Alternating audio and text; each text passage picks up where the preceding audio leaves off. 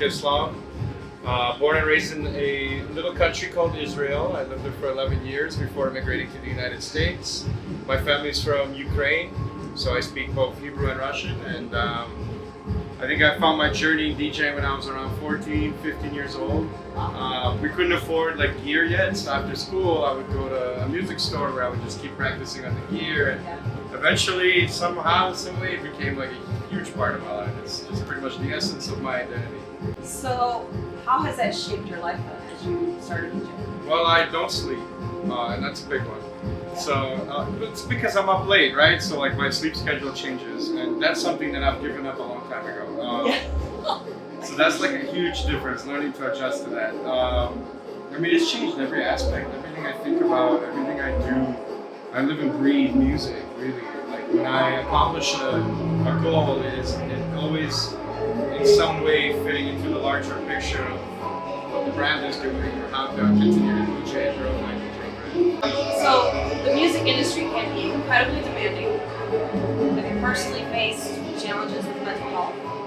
And how have you managed them? I think everybody has. This is a very cutthroat industry. It's very much like a lot of it is about being ahead, on top, constantly moving. There's no rest really, and so this can be a huge toll on your mental health. You're living in this space where you're trying to climb against competitors while we're all still friends with each other, and we're trying to grow a line of work that doesn't have a cut, clear, understanding of how it's done. Like it's not like accounting, right? I show up to work, I know what I need to do, I'm done with my day, and I close it out. It's a constantly open book, you know, and learning to balance that open book and closing the book so you can take space for other books to open, you know.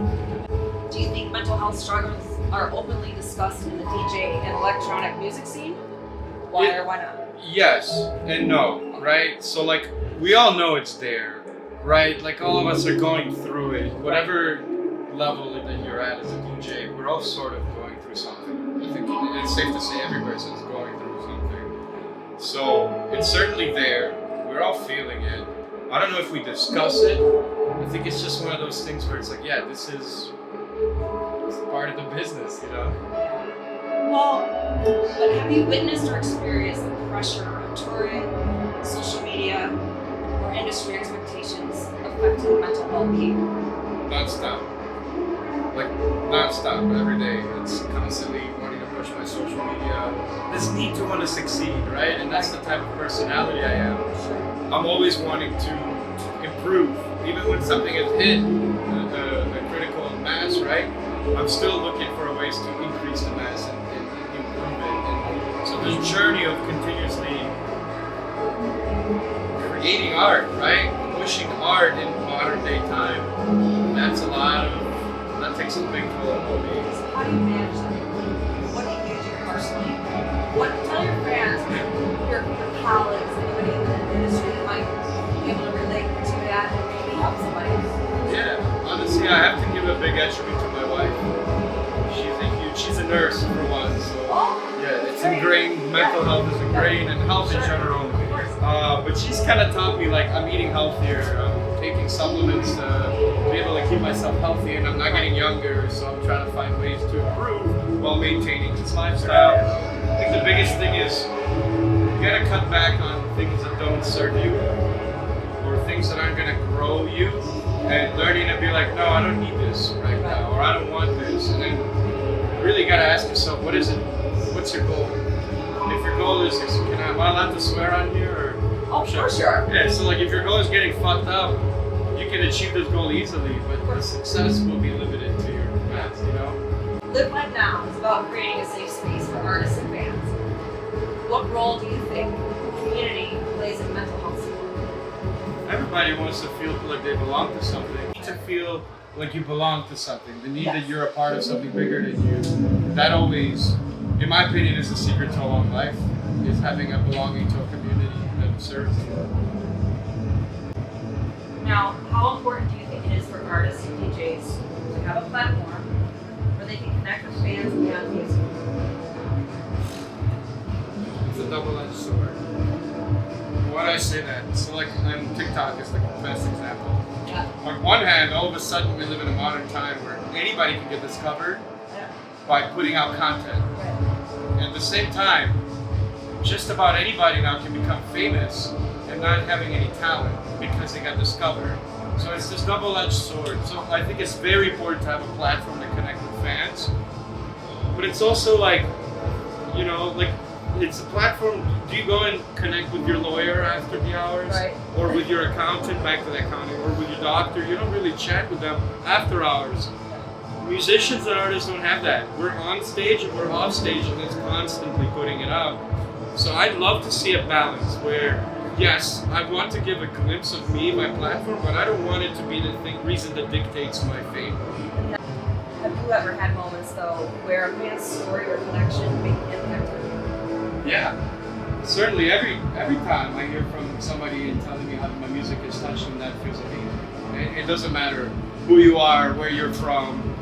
You know, it really doesn't. It's just when I can hear that you somehow discovered my song or music, and it's giving you a feeling that millions of other songs potentially hasn't.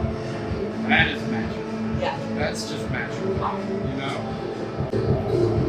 What steps do you think the music industry should take to better support artists' mental health? So I think United States in general needs to adapt what Europe is doing, which is an investment in the culture and art. We don't have that. It's all privatized, right? Whereas like in government stipends from like Amsterdam, Netherlands, for example, gives stipends to musicians. Russia gives stipends. Israel, Ukraine, they support culture and art. There's money budgets in the government. I mean, whether it makes it to the artist or not, that's a different story, right? Right. But it's there, and so that there is a push, an importance placed on art and culture.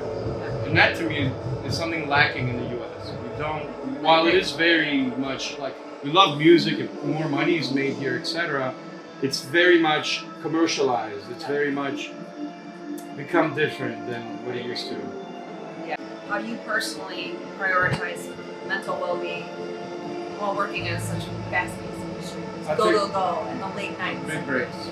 I call it recharging my battery. Okay. So me recharging my battery, it means I'm in a dark room by myself, maybe with my wife.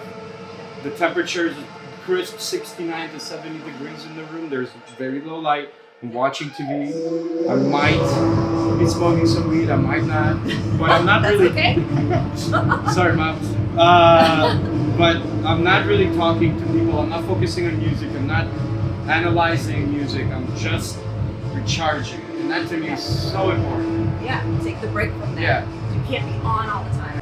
If you could give any advice to up-and-coming DJs and musicians about maintaining their mental health, what would it be? The number one thing I will tell up-and-comers is that there is no fucking money in this until you really, really, really put in a lot of time. And so that is very stressful. If you're planning to give this your whole life and all of a sudden you leave your day job, my advice is slow down. Figure it out, step your feet in, you know, don't rush it. That's what I did. I just went all in and I don't regret it one bit. But it was very stressful. I couldn't afford things, I had to give things up just so I could continue to be on stage and live my life. There is so much more to this business than just playing on stage or just putting out content on social media. There is like this whole universe inside of it that you only discover by putting yourself out there. And a lot of that has to come with the way that you come to the table. So my advice to you is always, it doesn't matter who you meet, treat every relationship like it's the number one relationship for you to meet that day. Give every person respect, even if it's your girlfriend, sister's, cousin's friend. You never know what that person is gonna be able to lead to later. You know what I mean? And so just respect is a huge thing. Don't ever like think yourself too big for something. Final thoughts here. What does the idea of a movement that Live Life Now is trying to make? What does that mean to you? It's really having a conversation about wellness, having a conversation about your mental being as an artist, and having other people explore and understand it. I see it as an opportunity to provide resources to other people that are not able to talk about it or aren't talking about it. And so you're able to come here and listen to us that are talking about it, going through the same shit you're going through. Right. So that to me is a community that is based on providing resources through experience. Well, then how can fans and fellow artists support each other better in this space? Buy tickets to shows. Stop going to the big DJs, go to the small shows. I agree. I know it's really cool to go see somebody like Tiesto or whatever. I'm just naming somebody everybody knows, right? Or Fisher. But let me tell you, they've made their money, and while you're coming and enjoying and it becomes about you, that's fine. When there are local shows and you have a local artist that you're really seeing breaking out, support that artist. Don't ask for guest list, buy a ticket. Ask them to come show up. And even if that, get on their guest list, bring friends. Okay. It's all about growing, discovering, and the more people discover, the more that artist gains. And it's up to you to do that. And just like how you like to share my music, which I'm so grateful. Oh yeah. I promise you, every artist is extremely grateful. Oh, finally, where can people find you, and what upcoming projects should we look out for? Okay, I'm on everything. I am on Spotify, SoundCloud, Apple Music, Amazon Music, Deezer, Contacte, MySpace, LinkedIn, like you name it, I'm probably there. If you want to connect with me, Instagram is the best way. I'm pretty responsive. I love people that, messaging You've been amazing. Oh, so grateful Thank for that. you. And what was the last part of that? What projects we should look out for? Oh yeah, so I just released an album in October last year, 2024. This year I have selected a list of 10 DJs who are all doing a remix of a song out of the album. And we're releasing that in March, and the remixes sound amazing. Oh, I can't wait to hear it. Like amazing. Like really good. And a lot of different interpretations. So I'm super excited for that. Congratulations. Thank you. Thank you. Well, thank you so much for this opportunity. Thank you really for having me. appreciate it.